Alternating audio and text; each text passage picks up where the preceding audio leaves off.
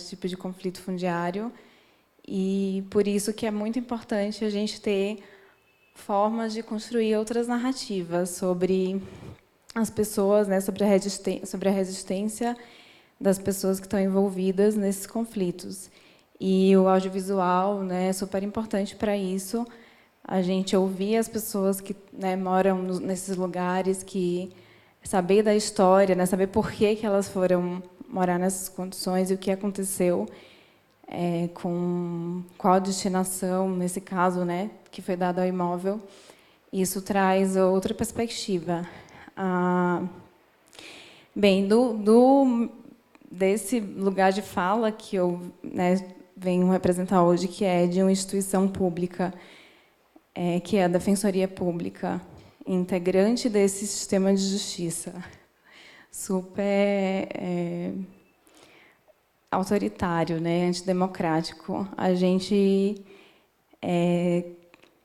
enquanto defensoria, quer estar nesse lado da disputa, né, de narrativa, que defende, que afirma, né, uma política urbana que concretize, que cumpra as funções sociais da cidade, que garanta o bem-estar, que tenha como finalidade última, né, garantir o bem-estar dos seus habitantes. E uma das, digamos, dos meios, né, de executar uma política com essa finalidade passa justamente por garantir a habitação popular no centro, né? Isso está previsto no plano diretor, se isso vale de alguma coisa, mas bem, a gente, né, tem toda uma normativa e toda várias políticas públicas que tentam concretizar essa garantia de que as pessoas consigam ter acesso à moradia a um preço de forma, né, de forma acessível no centro da cidade, e isso é um desafio até hoje. Seja o São Vito é um exemplo disso, né? É tão atual esse debate que, infelizmente, a gente está discutindo isso num contexto atual super delicado, que é no âmbito municipal, né, a ameaça de remoção de mais de 40 prédios, acho que mais de 40, né, prédios ocupados aqui no centro.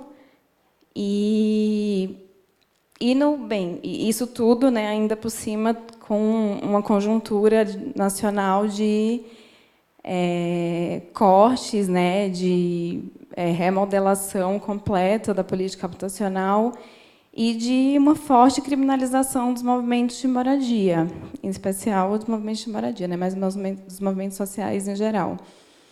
Hoje, a gente teve, recentemente, o ano passado, né, aquela tragédia do desabamento, né, do incêndio, num prédio aqui no centro, no Hilton Paz de Almeida, e,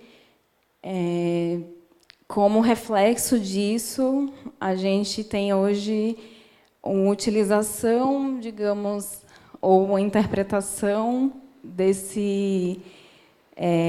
dessa discussão do risco de uma forma muito, muito, muito complicada para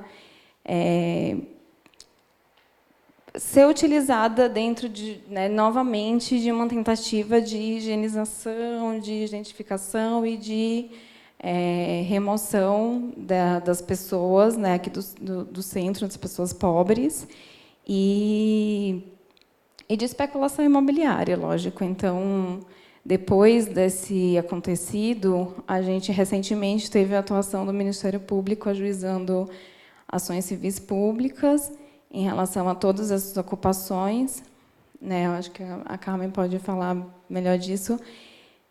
A gente está acompanhando alguns casos, mas são, né, muitos prédios, muitas ocupações de todos os tipos, né, em termos de tempo, de posse, e tanto de imóveis particulares como de imóveis públicos, em que as famílias estão ameaçadas de remoção. em razão dessa fundamentação de que existe risco, porque os prédios não têm todas as melhorias de manutenção, né, tanto essencial, da parte essencial como a parte elétrica, quanto de coisas, digamos, secundárias, mas que são todas exigidas, né, pelo Corpo de Bombeiros.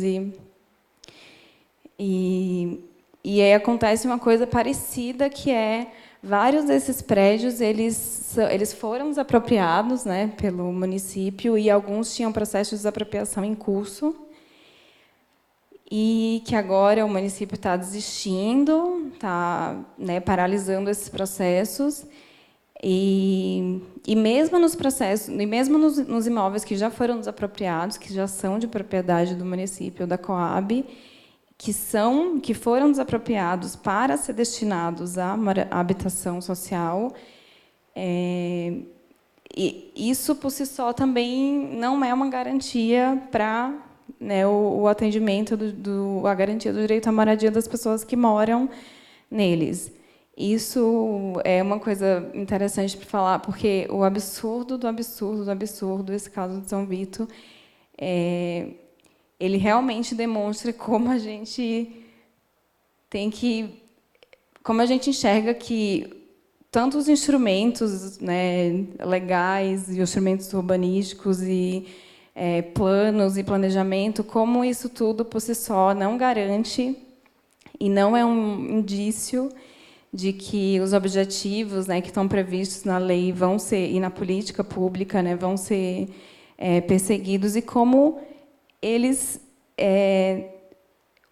têm que estar em disputa, né? A gente tenta disputar no judiciário e fora dele, né, na política, a aplicação desses instrumentos, mas o caso São Vito é simbólico de como o poder econômico, de fato, né, muitas vezes determina, e a especulação imobiliária não consegue ser freada por esses instrumentos. Quando mostrou aqui que a Marta decidiu fazer, né, o projeto, o prédio ele já tinha essa pecha, né, digamos assim, já tinha essa imagem de que era um prédio degradado, e que, inclusive, esse apelido que deram, né, de treme-treme, quando eu conheci também, falaram treme-treme, eu achava que era porque tinha alguma questão relacionada ao risco mesmo, à estrutura do prédio.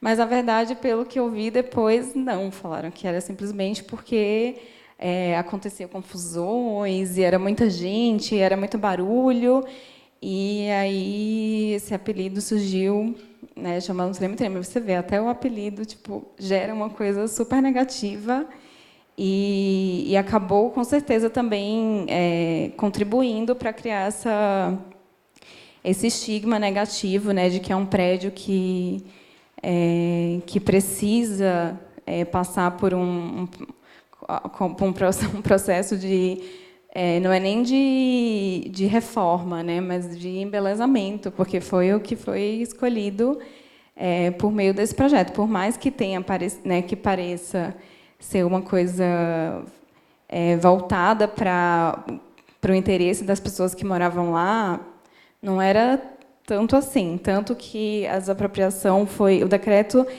que declarou, né, o imóvel de interesse social para fins de desapropriação, ele foi publicado em 2003. E, depois que teve essa mudança da gestão, o decreto ele tinha a finalidade específica de destinação do imóvel para habitação de interesse social e habitação do mercado popular, né, as duas coisas. Só que nessa negociação, como mostrou no filme, as famílias foram informadas, porque deu para ver claramente que não teve participação nenhuma dessas famílias, né, na discussão desse projeto, dessa intervenção. As famílias foram informadas de que elas teriam prioridade para adquirir aquelas unidades reformadas, né, por meio de financiamento, para que conseguissem se enquadrar num critério de financiamento, porque para você financiar alguma coisa, você tem que ter uma renda mínima. E aí, quem não tivesse essa renda mínima, já de cara, seria excluído, não conseguiria comprar. Bem, então, teve um morador que falou que foi um processo de despejo enrustido, né? Então, realmente foi um processo bem complicado de violação completa assim, da boa-fé dos moradores, porque eles realmente agiram com boa-fé o tempo inteiro, acreditaram que eles iriam sair e que eles iriam ficar recebendo o atendimento provisório, né, que era por meio do Bolsa Aluguel, acho, na época, que chamava o programa, e até eles conseguirem ter a unidade definitiva de volta, né, por meio do financiamento lá para o próprio prédio. Só que aí o que acontece? Na gestão seguinte, isso foi paralisado e, de repente, com um congelamento que começou a ter, né, dos gastos públicos para a área de habitação social, esse programa de Bolsa Aluguel, inclusive, foi cortado. Então, as pessoas começaram a escutar os boatos de que o prédio não seria mais reformado. E aí teve um momento que eu acho que foi, não sei se foi 2006, né? Eu acho que foi 2006, que foi quando começou a ter esses cortes do Bolsa Aluguel. E as famílias começaram a se ver na situação desesperadora de simplesmente não ter mais nada. Nem o auxílio aluguel, que na época era R$ 300, eu acho, e nem a garantia de que seriam atendidas em unidades habitacionais. Então, nesse momento, a gente, na época, né, não estava na Defensoria, mas, na época, a Defensoria atuou em conjunto com o Centro Gaspar Garcia, né, Direitos Humanos, com Polis e com a Associação de Moradores do São Vito. E, bem, em 2007, a gente iniciou aí essa saga de ações judiciais para tentar garantir o atendimento habitacional de início. E, bem, aí foram sucessivas derrotas, mas depois eu chego nessa parte. Eu queria enfatizar um pouco antes essa questão de como a política urbana, né, no município, ela conseguiu desvirtuar todos os instrumentos que existiam, porque esse imóvel ele tinha todo o direcionamento, né, de que ele teria que servir para habitação social. Ele tinha, né, tanto, para começar, pela previsão do próprio plano diretor, da época, né, que previa a política habitacional para, por exemplo, construção de habitação de interesse social no centro. Isso era uma diretriz, né, até hoje está previsto no plano diretor, e tem todo o discurso maravilhoso de que garantir a habitação popular no centro é uma forma, né, de otimizar os gastos públicos, inclusive, porque você promove acesso das pessoas à infraestrutura que já existe, a serviços que já existem, a equipamentos públicos que já existem, faz com que as pessoas não precisem superlotar o sistema de transporte público, porque, como a gente viu no filme, né, todo mundo ali fazia seus trajetos, ali, a grande maioria a pé, né, sem precisar utilizar ônibus, nem metrô, nem trem, nem carro. E, bem, a área, o imóvel também estava inserido numas ZEIs, né, era as ZEIs 3, que estava prevista na época no plano regional da Subprefeitura da Sé, e que isso determina que, né, o poder público ele teria que destinar esse imóvel de forma como prioridade, né, para construção ou para regularização fundiária, mas no final das contas para garantir a habitação de interesse social. E ele estava inserido num plano de revitalização do centro na época, que mais um plano, né, que desde não sei nem quando começou, mas bem, era mais uma etapa desse plano aí que já, né, que continua existindo aqui cada hora com foco Vanessa, deixa em eu um segmento... só te complementar uma coisa que eu acho que é importante nesse ponto. A demanda do São Vito, o que acontece, tem uma coisa interessante, porque na década de 80 foi a primeira vez que tentaram demolir o prédio. Então, na gestão do Jânio Quadros, eles tentaram demolir o prédio, que é na década de 80, quando começam a aparecer os primeiros projetos de revitalização do centro. Então, teve essa tentativa, que não teve sucesso, e quando acontece a gestão da Marta, na gestão da Marta ainda, tinha esse grande projeto de revitalização de toda a região do Parque Dom Pedro. E, por conta do financiamento do BID, o plano de revitalização do Parque Dom Pedro estava vinculado a um financiamento do BID. E tinha uma vinculação com isso à resolução da questão do São Vito. Então, quer dizer, a questão do São Vito, além de tudo, é muito diferente da questão das ocupações, porque era um prédio privado.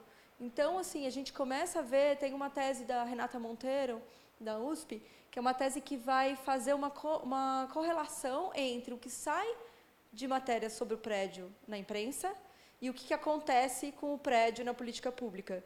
Então, assim, mais atual do que nunca, existe uma parceria entre política pública, entre governança pública e imprensa, para criar essa narrativa do prédio de criminalização dos moradores, do prédio como um lugar de risco.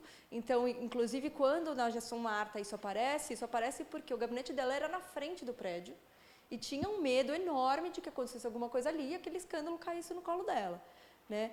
Mas, assim, estruturalmente, o prédio, todas as avaliações do prédio diziam que a estrutura do prédio era ótima, entendeu? Era incrível. Então, assim, de fato, só precisaria de uma reforma.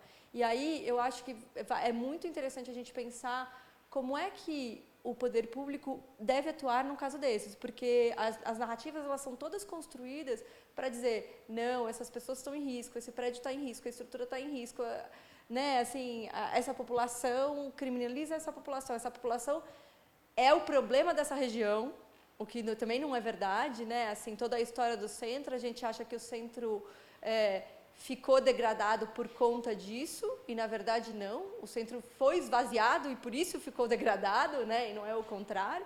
Então, é interessante a gente pensar também como é que a política pública pode garantir que, no caso desses edifícios, como você consegue conciliar uma estrutura mínima, segura, e a moradia popular, sabe, ao mesmo tempo. Né? Assim, no caso de São Vito, além de tudo, era um prédio privado onde as pessoas tiveram uma depreciação de patrimônio enorme. Imagina que você junta dinheiro, compra um apartamento e, de repente, esse apartamento é tirado de você. Né? Que foi o que aconteceu. Então, assim, todas as narrativas são construídas nesse sentido, sabe? De dizer que o prédio tinha 5 mil moradores que nunca teve, de dizer que o prédio era uma invasão que nunca foi. Então, são todas essas camadas, né, que vão sendo sobrepostas e que justificam uma atuação do poder público num prédio privado. Né? Desculpa, Vanessa, mas é interessante que, por uma questão também de ego, né, porque quando, em 2003, a Marta ela tem esse problema, a prefeitura era lá embaixo, hoje onde é o catavento, e ela tinha a visão direta para o São Vito, é quando também começa a campanha de transferir a prefeitura para aqui o viaduto do Chá. E o viaduto do Chá, coincidentemente, também está próximo da 9 de julho. Então, a mesma política, naquela época, aplicada ao São Vito, se aplica a nós. Né? Nós também saímos do prédio da 9 de julho, naquela época, com uma promessa de retornar em 2004, com ele totalmente reformado, que é interessante.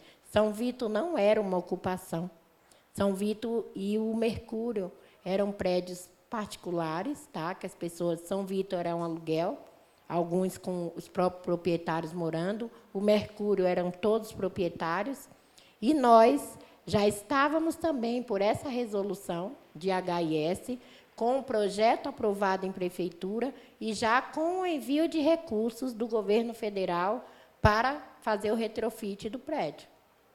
Né? Então, é interessante que, por uma lógica de embelezamento, né, fútil, porque pode se embelezar com quem também se está. Não precisa embelezar e desmanchar para isso, né? E essa lógica ela vai acompanhando a cidade como um todo. A gente tem um exemplo aqui agora da Campos Elíseos, que apelidaram, né, de Cracolândia.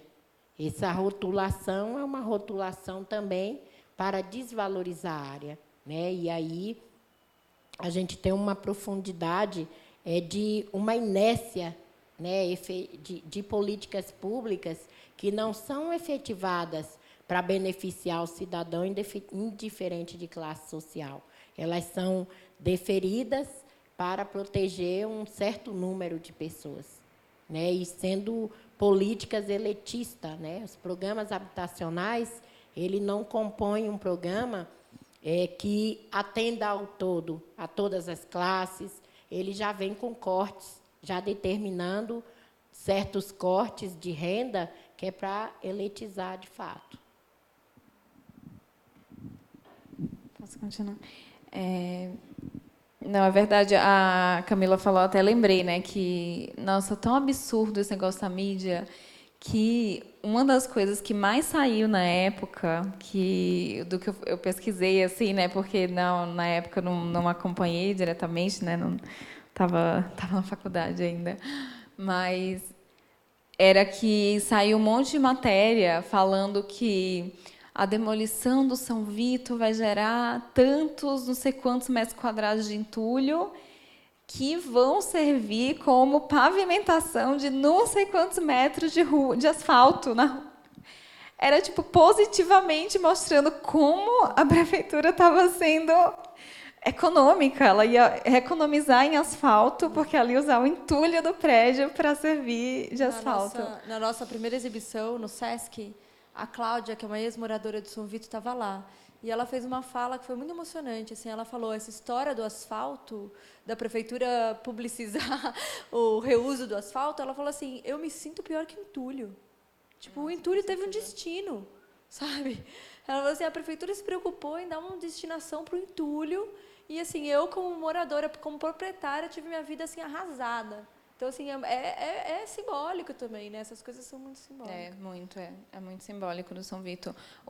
A Carmen ressaltou isso, importante, da questão de que, de fato, foi uma desapropriação, né, de um imóvel particular que foi super injusta, porque as pessoas... Primeiro que lá desses dois prédios, né, teve um problema similar, mas do São Vito tinha bem mais moradores que locavam, né, que moravam lá como por locação.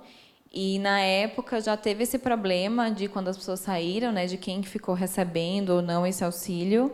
E depois, quando aí 2017 e 2018, a Defensoria, né, o Gaspar Garcia e o Instituto Polis, né, junto com a Associação de Moradores, ingressamos com duas ações, né, civis públicas, uma em relação a cada prédio, para garantir emergencialmente a continuidade desse benefício, que era do auxílio do Bolsa Aluguel, mas questionando também justamente o valor que as pessoas receberam, né, de desapropriação, e o atendimento, né, o atendimento definitivo, por meio da prefeitura, se fosse no próprio prédio ou em outros locais, em outro local.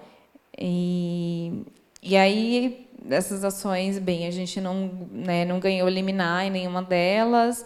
Administrativamente, isso foi tentando ser resolvido para dar continuidade ao atendimento das famílias. E, em 2009, que foi quando começou a sair a publicação de alguns atos, né, do município que indicavam essa intervenção pela demolição, porque aí tudo foi justificado também dentro desse plano de revitalização, porque agora existiu o interesse público, que foi o que fundamentou essa mudança na destinação do plano, de que a revitalização da área do Parque Dom Pedro II para a utilização dos equipamentos ali de cultura e do mercado, bem, com nítido também interesse turístico. E aí, em 2009, a gente entrou com a terceira ação, que foi para impedir a demolição.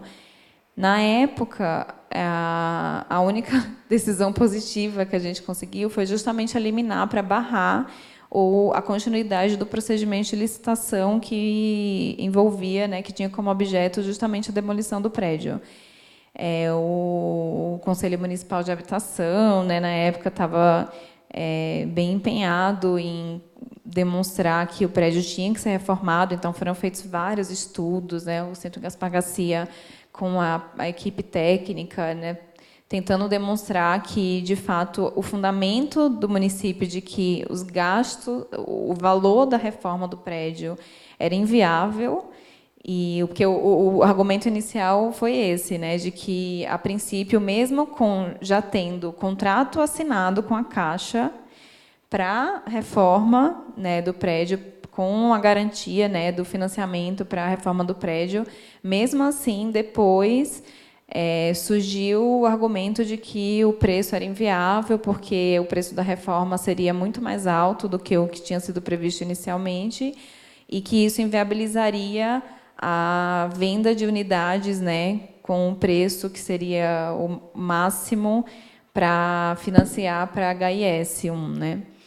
E aí, na época, teve a liminar, determinando a paralisação desse procedimento, mas o município recorreu, né, a liminar foi cassada no Tribunal de Justiça, e o procedimento e o processo pôde ter continuidade, né, da demolição.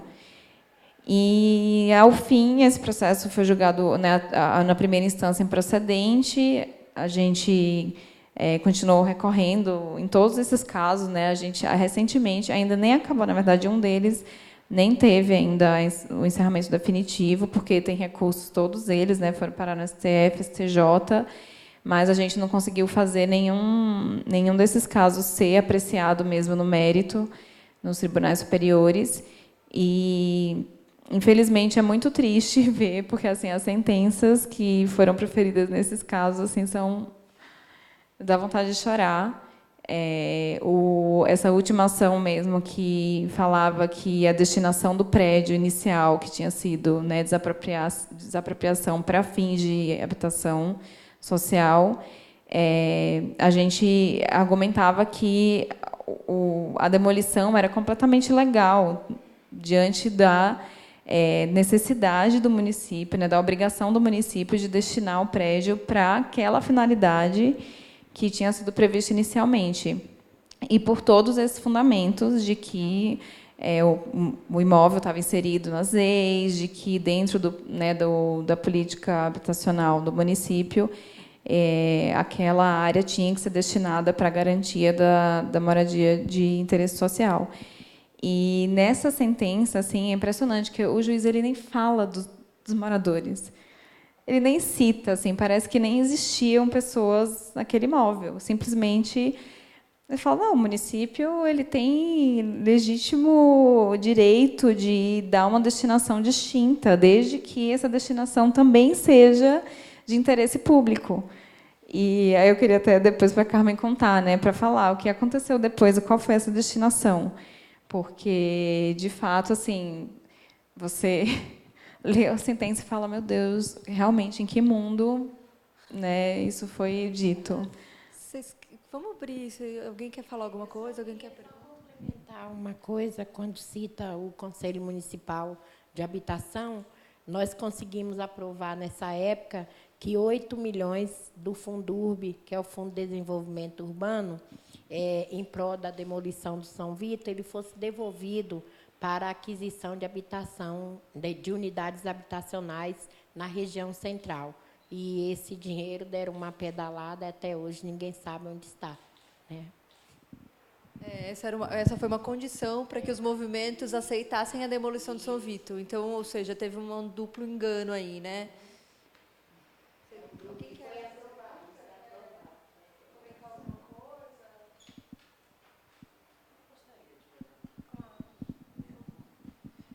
bem? Boa noite. Meu nome é Diego.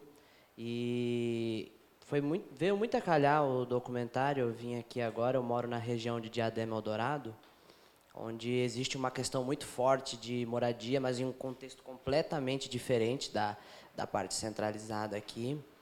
E eu moro justamente do lado de um morro que já está sendo desapropriado desde o começo da semana.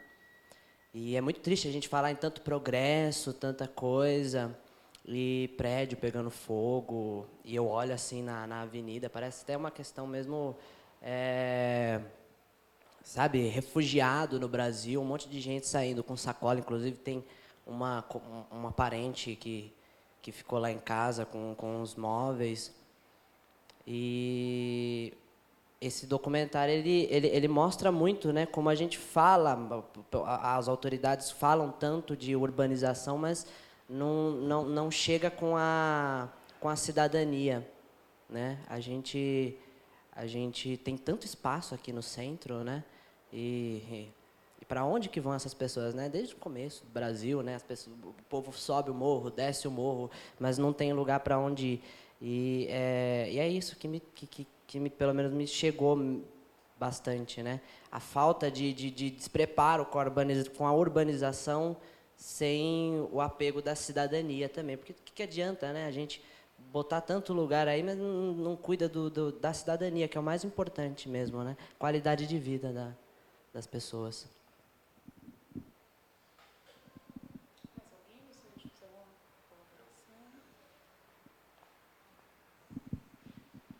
Boa noite, meu nome é Fernando, sou arquiteto. Eu já tinha visto o filme no Sesc. E assim, a coisa que me inquieta, queria perguntar para vocês, é que acho que tem a questão fundiária, tem a questão do valor da terra, que é muito importante, mas também tem uma questão que é a desigualdade social, a espoliação e enfim, acho que eu não sei se vem só do poder público, mas também acho uma questão enraizada na nossa história de que o pobre não pode morar no centro, não pode ter os mesmos direitos que uma classe média ou alta, né? Tanto que me impressiona uma coisa no filme é que eles estão sendo despejados e eles mesmos, eu queria até, essa é uma das perguntas, eles mesmos tirando as coisas deles com carretos que provavelmente eles se viraram para arrumar e não, ou seja, o poder público não se deu nem ao luxo de ajudar essas pessoas em realocá-las ou, enfim, dar suporte.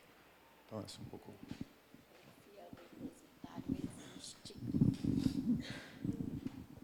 Nesse caso específico de São Vito, essa saída deles, o que acontece? Você percebe isso no filme, né? Tá todo mundo ainda muito com medo, muito reticente do que vai acontecer, duvidando que eles vão voltar, porque, inclusive, o projeto, quando você olha o projeto, eles, né, quando olharam o projeto, foi apresentado o projeto na prefeitura, eles olhavam e falavam assim, isso não é para mim. Sabe quando você vê na cara que o projeto não era para eles, entendeu? Por mais que tivesse uma coisa no discurso que seria 260 unidades seriam para moradia social, tinha uma ponte de vidro que ligava o prédio ao mercado municipal, tinha escola de gastronomia. Sabe quando você olha ali já com o pé atrás? Mas, nessa primeira fase do São Vito, eles ainda achavam, sim, que o prédio seria reformado. O projeto era 100% esse. Então, a saída dos moradores, a maioria dos inquilinos acabaram ficando numa situação melhor, porque eles receberam 30 meses de bolsa aluguel. Então, se você é inquilino, você paga aluguel, alguém fala para você, você quer 30 meses de bolsa aluguel? Você fala, quero. Né? Assim, é um pouco mais fácil, assim, o vínculo é diferente. Então, eles receberam 30 meses de bolsa aluguel e acabaram entrando, os inquilinos acabaram entrando antes numa fila de habitação social, vocês podem me corrigir se eu estiver errada, e muitos deles conseguiram unidades, né, de habitação social. Os proprietários é que ficaram numa situação pior. Então, nessa ocasião, a prefeitura fez a mudança. Então, aqueles carretos eram carretos da prefeitura. A assistência social, por mais que você enxergue um processo muito violento, é isso, né? Porque assim, um prédio se demole, mas o que você faz com essas pessoas? né? As pessoas continuam existindo, com as suas vidas, com as suas histórias, com as suas memórias naquele lugar. Então, apesar do processo ser um processo de violência, nesse processo da saída do São Vito, teve um acompanhamento da assistência social. Eles saíram de lá com o transporte da prefeitura para receber um bolsa aluguel com o projeto de serem indenizados e voltarem. Acontece que a indenização que eles receberam era uma indenização que fazia parte desse acordo. Então, quem era proprietário recebeu uma indenização em valores de 5 a 7 mil reais, que era para você dar entrada no refinanciamento. Então, você daria entrada e refinanciaria pela Caixa a perder de vista a reforma do seu próprio apartamento, que já era seu. Né? Então, quando muda a gestão da prefeitura, e aí eu acho, enfim, sei lá, né? Estamos aqui de vermelho, mas assim, aí você Eu estava ontem. Mas aí você vê também assim a descontinuidade da política pública, né? E a mudança de uma gestão para outra. Então, a saída dos moradores do Mercúrio, que já foi na gestão Serra Kassab, foi muito mais dramática. Eles saíram com polícia, eles assim, foi um processo muito mais violento, muito mais dramático. Então, tem essa ruptura mesmo, né, de entendimento do que é política pública, assim, por mais que você critique e seja passível de críticas, muito passíveis de críticas, o que aconteceu com eles na gestão da Marta, o que aconteceu na próxima gestão foi mais violento. Justamente, quando o juiz ele determina, né, a reintegração de posse, ele dá a sentença, ele já vem também com uma proposta que quem é o requerente da ação, ele tem que ter os meios, né? Mesmo sendo a prefeitura, ela tinha que ter os meios. No caso do São Vito, foi uma proposta muito indecente, que todos nós caímos. A gente, na época, recebia um cheque-despejo, que a gente apelidou de cheque-despejo. Não tinha um programa ainda, que o programa que hoje é o Parceria Social, foi no início com a Marta, que era o cheque-despejo, na época de 36 meses, 2 anos e meio, de aluguel de R$300. Então, muitas famílias pensaram que estava cheio de dinheiro, foram embora para o Nordeste, voltaram novamente, compraram barraquinhos, né? E achando os inquilinos. E os proprietários receberam esses 7 mil, que era para voltar e financiar a reforma do seu próprio apartamento, e depois a gente vê que cai na ilusão. E, no caso do Mercúrio, já havia uma resistência, porque todos lá eram proprietários. Então, eles não queriam, não estavam pedindo para ninguém reformar o prédio dele. E foi muito violento. E o Mercúrio tinha uma situação muito melhor. Muito melhor, um assim, prédio bonito. Estrutural. Total. O Mercúrio só precisou ser desapropriado porque não tinha como demolir um sem demolir o outro. Que atingia, entendeu? Quando houvesse a demolição, era geminados, então atingiria. E aí, parte deles foram para o Riachuelo, ali a rua Riachuelo, né? Mas nem se compara, porque Riachuelo não é propriedade, é uma seção de uso, que é um prédio construído pela Coab, né? Então, é uma seção de uso. Você imagina proprietários que tinham 2, 3 apartamentos seus, né? E, de repente, se vê numa seção de uso, né? E até hoje, como a Vanessa enfatiza, tem esse processo. 25 de abril mesmo, teve uma audiência, uma reunião na prefeitura, na Secretaria de Habitação, para se rever como é que fica a questão das famílias São Vito. A gente encontra muitas famílias que estão morando hoje nas ocupações. Então, por falta de uma política pública efetiva, o próprio governo, a própria gestão de um governante, faz algumas coisas de emergência que termina sendo prejudicial para o próprio governo. Hoje nós temos uma conta que é de 135 milhões somente de pagamentos de parceria social, Bolsa Aluguel.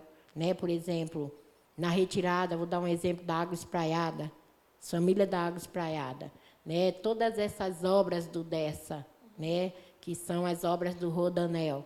Então, tem muita gente. E a condição para a gente sair dessa verba emergencial, nesses 33 meses, era uma condição muito ruim, porque com R$300 a gente não podia alugar, e exigia um contrato, né, de locação.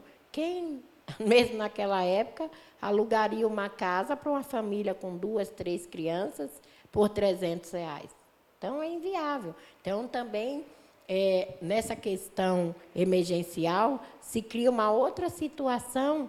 Por exemplo, a gente vai dar um exemplo, eu vou te dar um exemplo, que é ali em Heliópolis.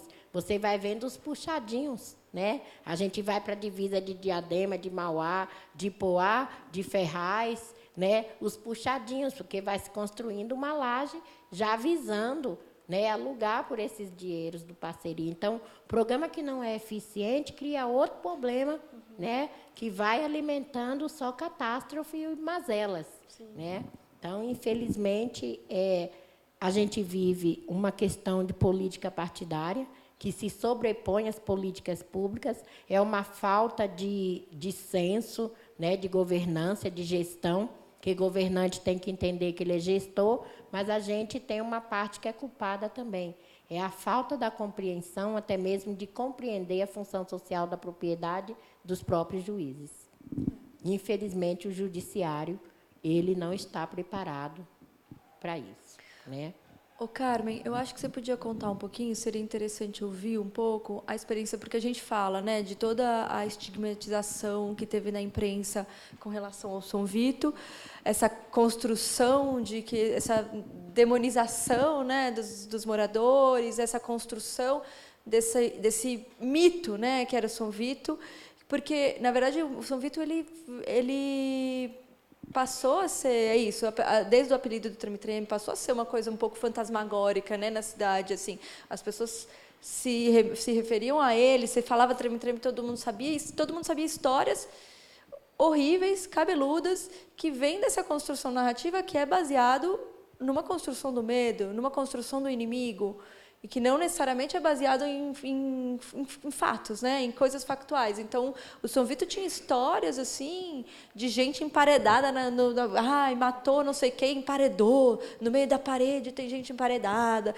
Porque aqui, imagina, aqui, ó, há muitos anos atrás, eu nem morava aqui ainda, há muitos anos atrás, jogava a gente da janela. Então, às vezes, os próprios moradores tinham essa narrativa muito forte. Né?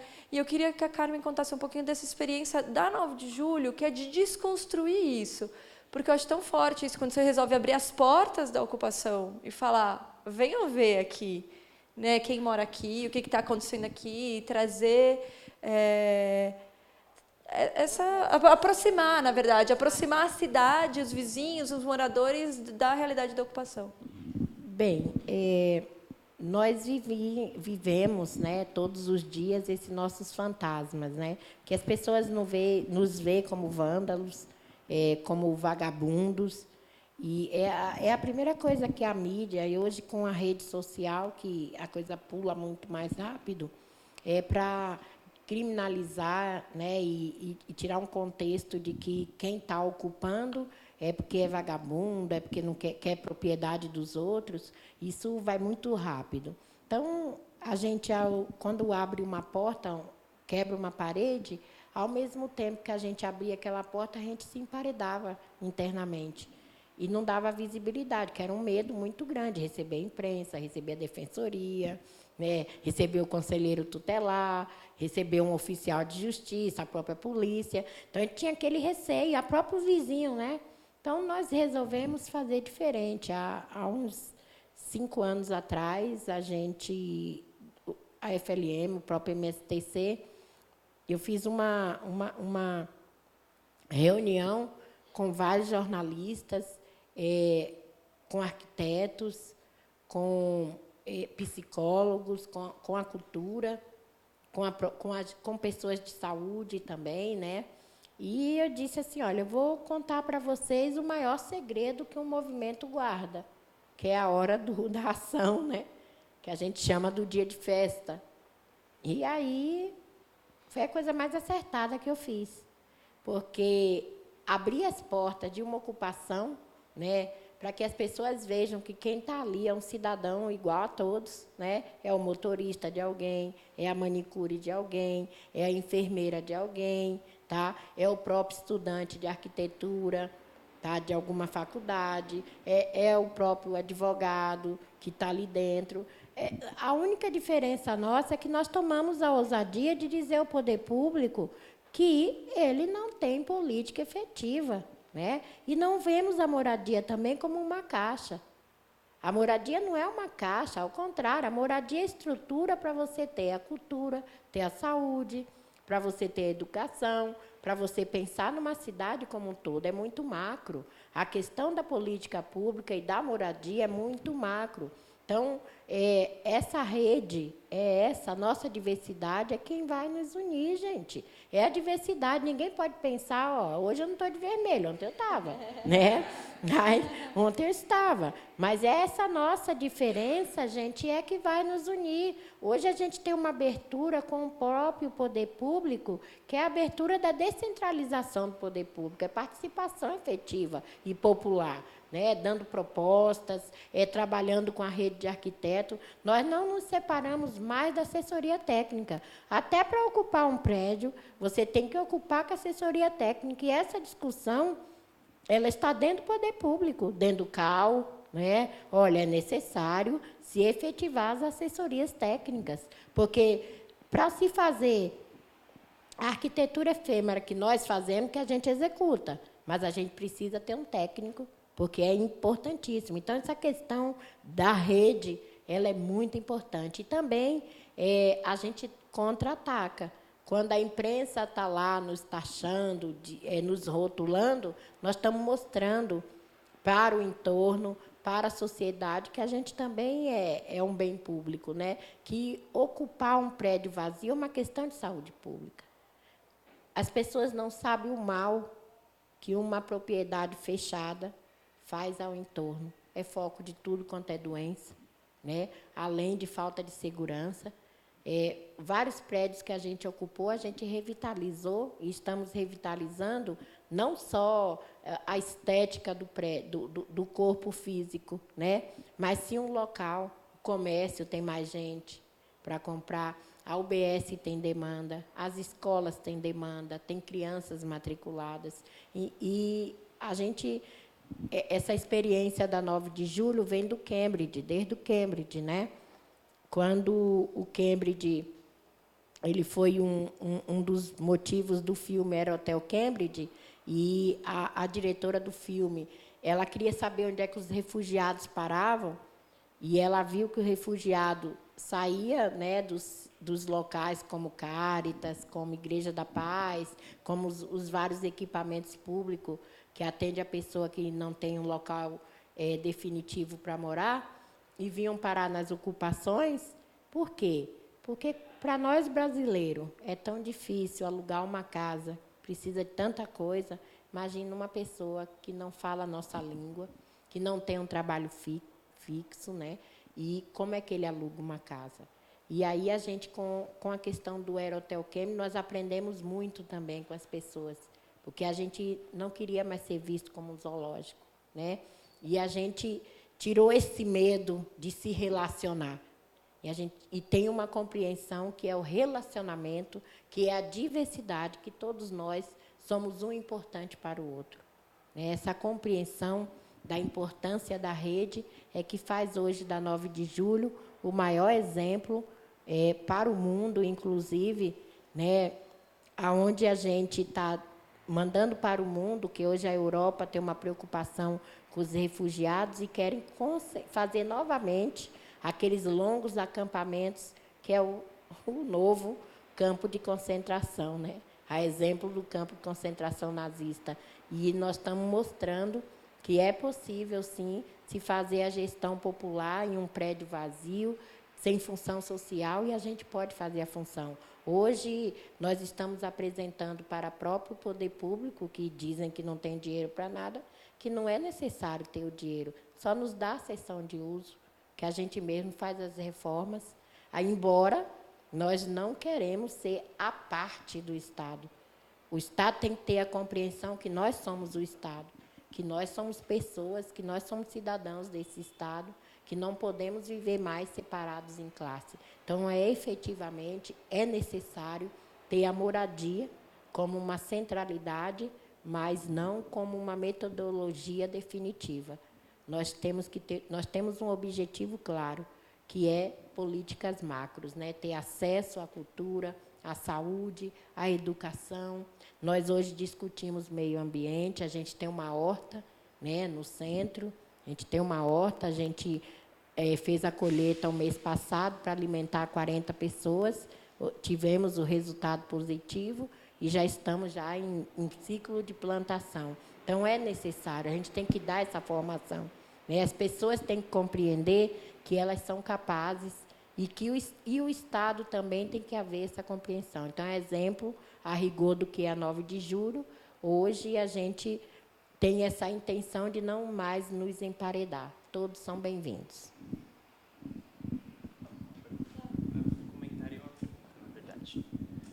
Boa noite, meu nome é Matheus. Eu acho que primeiro é um comentário, parabéns pelo filme, eu acho muito legal, muito bonito. Pelo menos eu pude observar isso, né, de como uma política pública ou a ausência dela afeta também no micro, né? A gente estava falando um pouco do macro, mas acho que tem uma fala acho que é a Luísa, a personagem, que ela fala, olha, eu cresci aqui e aqui eu vi gente nascer, agora tem filho. Eu acho que isso é um ponto bem importante, né, de como afeta o micro da vida das pessoas. Isso foi um ponto bem interessante. Então, parabéns. Carmen, eu tenho uma pergunta. Como foi, no momento, né, era a gestão da Marta, como era a relação dos movimentos sociais com essa gestão? Como era feito o diálogo? Houve algum processo eu não sei se houve expectativas e frustrações, até porque eu acho que a gente estava no âmbito, né, no governo, tanto no governo federal, acho que era uma época de muita euforia, de muitas expectativas, e, bom, muitas foram boas, inclusive foram cumpridas, né? Mas eu queria saber como foi esse processo.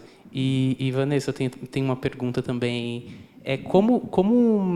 Eu não entendi muito bem, qual é o argumento legal que eu acho que o Estado pode usar para interferir nessa propriedade, porque o São Vito era uma propriedade privada, né? Quais foram os argumentos e se isso pode acontecer? Porque eu imagino que tenham vários prédios em várias regiões da cidade que estejam, acho que, em situações não tão legais, e eu acho que isso não acontece, né? Mas existe uma prerrogativa, a prefeitura pode fazer isso, interferir, chegar e falar, olha, todo mundo sai daqui. É isso. Obrigado, gente. Nossa. Bem, deixa eu começar. Realmente, para mim, para nós, os movimentos sociais, foi uma grande expectativa, né? A gente estava acabado de ganhar o governo federal, né? Então a gente pensava que, agora vai, governo municipal, agora vai. Salvo engano. Salvo engano, foi muito frustrante. Primeiro que, com a vivência que nós temos hoje, a gente vê que, naquela época, a Prefeitura de São Paulo não sabia, não tinha um plano, né, assim, um programa de moradia efetivo. Porque como é que se chega para famílias que moram no local? No nosso caso, nós morávamos já há 6 anos. Haviam 2 resoluções, uma do Fernando Henrique, tá? Que aquele prédio era para o antigo programa de arrendamento residencial. Outra resolução, quando o presidente Lula entra, que também aquele prédio é para HIS, né? O PA sai e entra o FINIS, que é o financiamento direto. E nós já estávamos pagando fundo de obra para a própria Caixa Econômica. A gente já estava dentro desse contexto, né, dessa resolução. E quando chega, assim, de repente, nos chamam na prefeitura para uma reunião na Secretaria de Habitação, aonde fala, olha, a gente vai dar um cheque para vocês de um ano, no nosso caso foi 1 ano, né? E o prédio para entrar na revitalização. Pô, todo mundo ficou eufórico, né? Embora também tivesse nossa desconfiança, foi muito fácil, né? E, de repente, quando chega em 2004, a frustração, né? A gente vê que foi uma expectativa frustrante e isso nos deixou uma lição. Nós não temos que ver dentro de uma política micro também, ou macro, partido político. A gente tem que ter a compreensão do programa de governo, né? Essa frustração, ela criou em nós uma expectativa de que, efetivamente, nós, os movimentos sociais, nós temos que estar participando da descentralização do poder público, participar efetivamente das discussões, das audiências públicas, né? Porque o mecanismo da lei, ele é um mecanismo que ele tem uma mão é uma via de mão dupla, tá? Ao mesmo tempo que ele te beneficia, também pode, né, acarretar em várias consequências gravíssimas, tá? Infelizmente, naquela época, para nós foi frustrante, porque também estava-se em elaboração de programas, né? Nós acreditamos, né, uma expectativa, agora vai, daquele boom. Nós tivemos uma experiência boa, posso dizer que tudo foi ruim. Houve também a questão das famílias, da primeira ocupação Prestes Maia, das famílias que lá estavam, serem todas atendidas, 468 famílias. Tinham a questão ainda do Banco Mundial, do BID, Intermundial, que se tinha o programa da carta de crédito. Então, a gente estava assim, efetivamente, agora a gente vai, mas realmente foi muito frustrante. Bem, respondendo a essa pergunta, a propriedade privada, ela não é absoluta, né? Não é um direito absoluto, e ela tem várias restrições previstas na própria Constituição. Grande parte dessas restrições, lógico, são em decorrência de um exercício, né, do interesse público, que justificam uma restrição. Inclusive, existem várias restrições que são previstas justamente em decorrência do princípio da função social da propriedade e que estão regulamentadas, né, por meio do Estatuto da Cidade, e que em cada plano diretor do município essas restrições estão previstas. Infelizmente, não são muito aplicadas até hoje. Mas, nesse caso, a desapropriação feita pelo poder público, ela é uma prerrogativa realmente prevista em lei, né? Tem uma legislação própria que fala só das hipóteses de cabimento da desapropriação, e ela exige, basicamente, que o município, ou o Estado, ou a União, né, qual for o ente, ele publique o decreto, né? Então, o município aqui fez isso, né?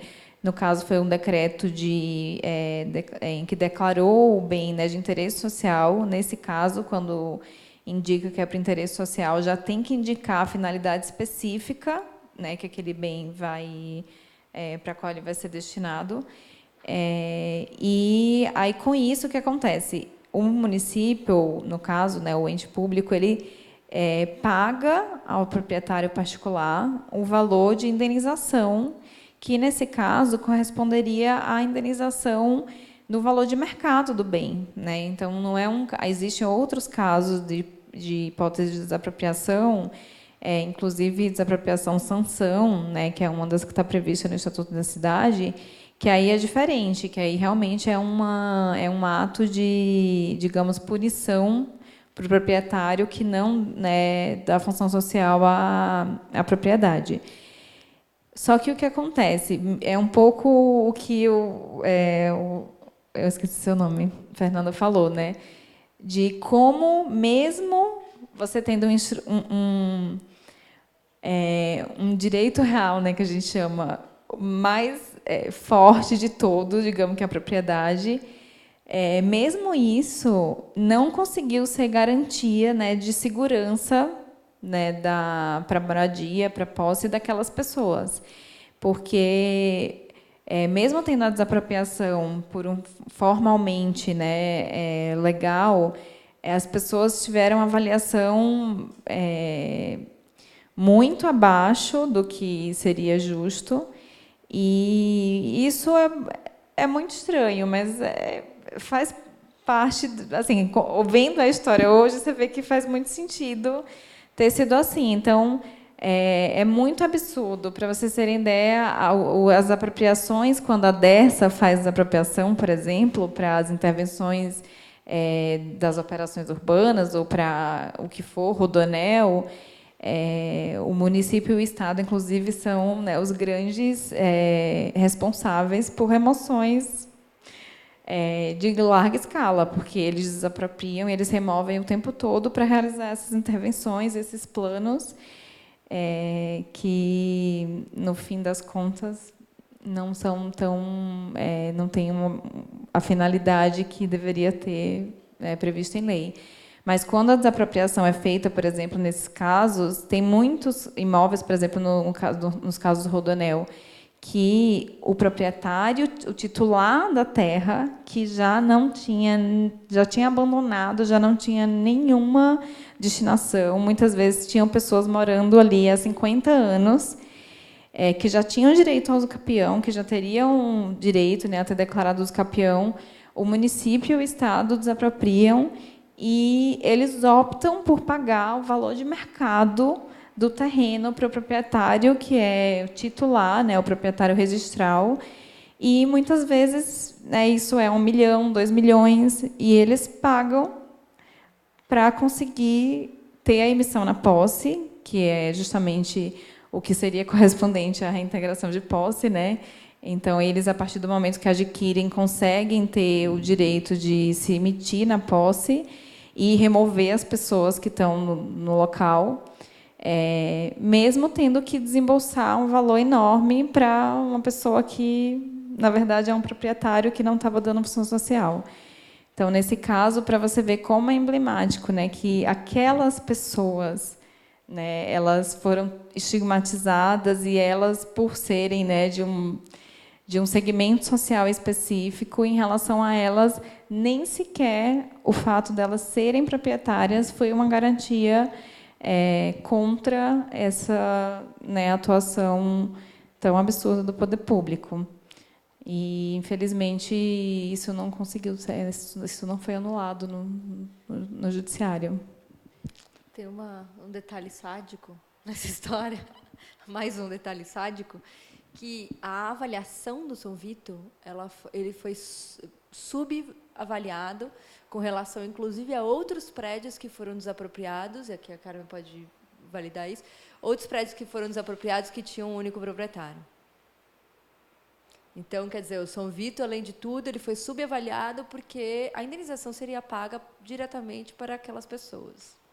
Diferente se ele tivesse um dono milionário, como é no caso da maioria dos prédios. Vou dar um exemplo do Ramush, né?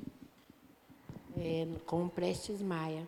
Ramush, ninguém até hoje consegue provar a posse, porque ele arrematou esse prédio num leilão, tá? E o juiz, e mesmo ele devendo IPTU, o valor do IPTU era muito maior do que a avaliação do valor do imóvel, né? Valor venal.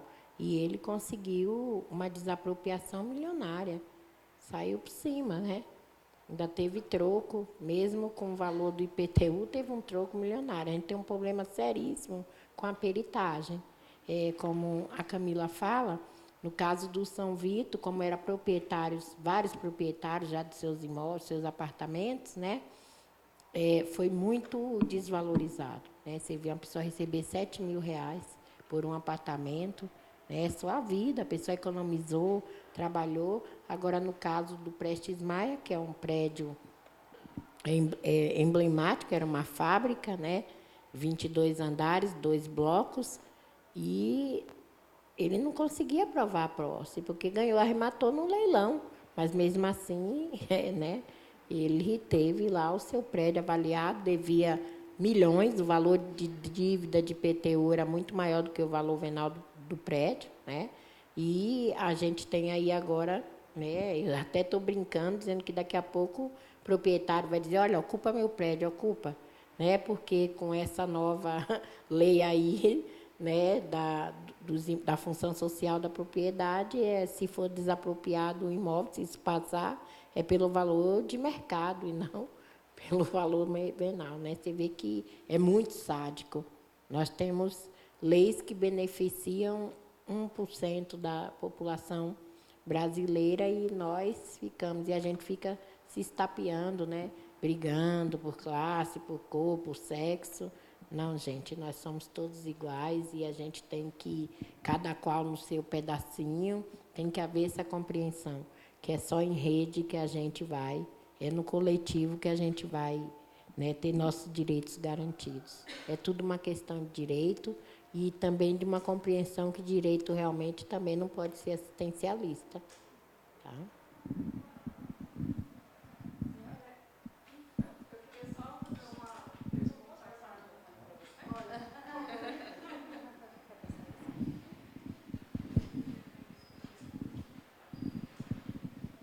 Oi, gente. Carmen, eu queria que você falasse um pouco sobre o processo que a ocupação 9 de julho está passando agora, nessa questão de despejo. E eu tinha visto que vocês tinham lançado uma carta de apoio, então, até para a gente pensar no que a gente pode fazer para que isso não aconteça, não continue acontecendo, e que não aconteça com a 9 de julho, o que você acha que pode ser feito, o que você acha que a sociedade, que pressão que a gente poderia fazer? Enfim, queria que você contasse um pouco dessa situação atual. Bem, gente, a 9 de julho, essa é a 4ª ocupação que nós fazemos nela, né? Começamos em 1997, saímos em 2003, com a tal promessa de retornar em 2004.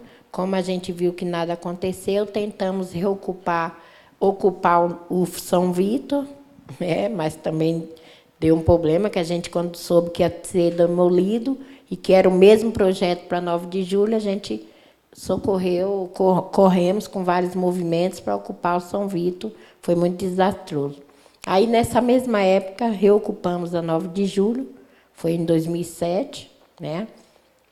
Começamos a 2ª ocupação da 9 de julho. Ocupamos por um dia, foi um dia mundial da moradia, né, da luta pela moradia. Reocupamos ele novamente em 2009. Em 2009, ficamos 6 meses, fomos reintegrados. Em 2010, reocupamos novamente, saímos em 2011. Foi muito desgastante, porque tem um pedido de prisão. Se eu reocupasse novamente, eu seria presa. Aí eles esqueceram, né? Em 2016, no 2º turno, já que não houve 2º turno, João Dória ganha a eleição para prefeito, a gente resolveu dar o 2º turno para João Dória e a gente reocupa 9 de julho. Só que, como eu disse há pouco atrás, a gente agora reocupa com uma grande rede, né? Com assessoria técnica, já efetivando o projeto. Nesse projeto de reocupação, a gente faz um projeto, quais as áreas que a gente pode ocupar, blá, blá, blá, blá, blá, e aí a gente vem com a rede e vai criando, né, várias atividades. E a gente agora, em dezembro de 2018, foi quando o INSS pede a reintegração de posse, e o juiz segurou tudo isso, e em maio agora ele chega para nos citar, que nunca tinha nos citado, o processo estava correndo. Então, a gente, no dia 18 de maio, eu fui citada, né, e aí começamos a fazer, pedimos uma carta aberta, porque a gente não pode deixar de ter como símbolo uma ocupação que hoje é um símbolo para a cidade e para o mundo.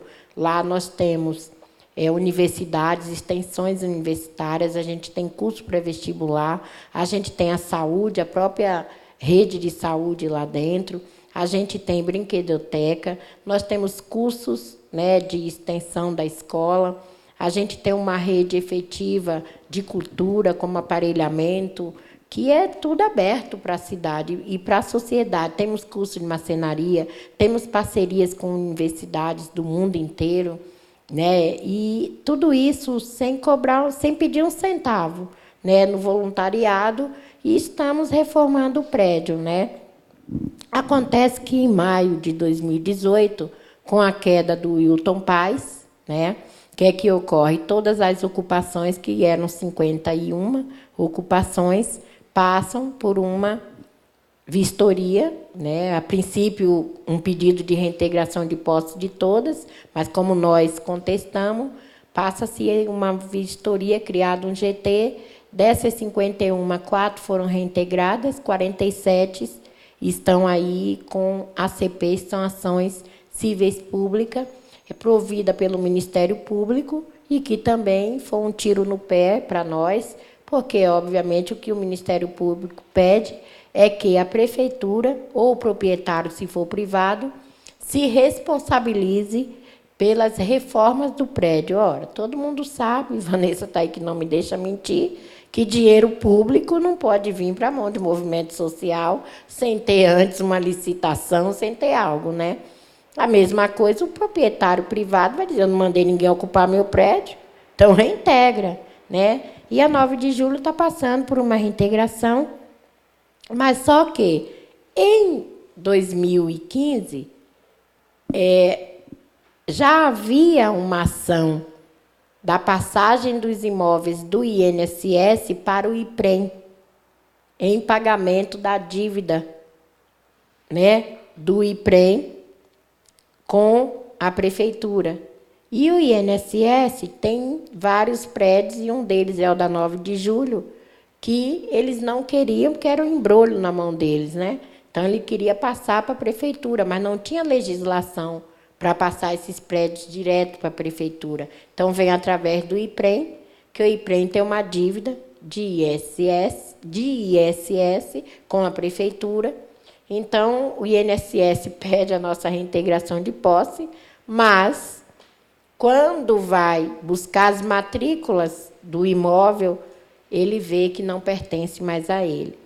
Mas o juiz, acho que viu que é uma grande causa, ele é um juiz federal, então ele quer manter a ação, né? Mas nós conseguimos agora, com essa citação, entrar com recurso, e nós estamos apresentando, chamamos a Secretaria de Cultura, e fizemos uma proposta, porque nessa passagem do IPREM para a prefeitura tem uma resolução, né? E essa resolução é que o prédio ele tem 4 finalidades nessa dação, que é cultura, habitação, saúde e cultura, habitação, saúde e educação. E nós já fazemos tudo isso. Então, nós procuramos a prefeitura, procuramos a Secretaria de Cultura antes, levamos essa proposta, e nós estamos fazendo uma proposta de pedir uma cessão real de uso por 90 anos, ou 35, ou 50, né, aonde o nosso ônus é devolver o prédio totalmente reformado. Mas a ação está correndo, nós fizemos realmente uma carta aberta, e o que nós pedimos é apoio, aquele que aprecia, que participa das ações que tem no prédio da 9 de julho, a gente está pedindo todo o apoio. E eu agradeço pela sua lembrança. Tá? Gente, eu queria agradecer aqui a presença de todo mundo, nesse dia de friozinho aqui na cidade. Quero agradecer também vocês pela presença, de trazer essa perspectiva legal, né, que geralmente a gente não tem acesso a isso, né, o que acontece nos autos. E a Carmen também sempre uma inspiração de ouvir. Obrigada, gente. Boa noite. Só mais uma coisa também. Quem tiver interesse, ou tiver gostado do filme, ou souber de outras pessoas que queiram assistir o filme está disponível na plataforma da Taturana. Então, a gente pede, geralmente, para formar grupos para assistir, é gratuito. Então, se junta com grupos, cria um cineclube e pode assistir. Tem o Som Vitor, tem uma série de outros filmes também. E aí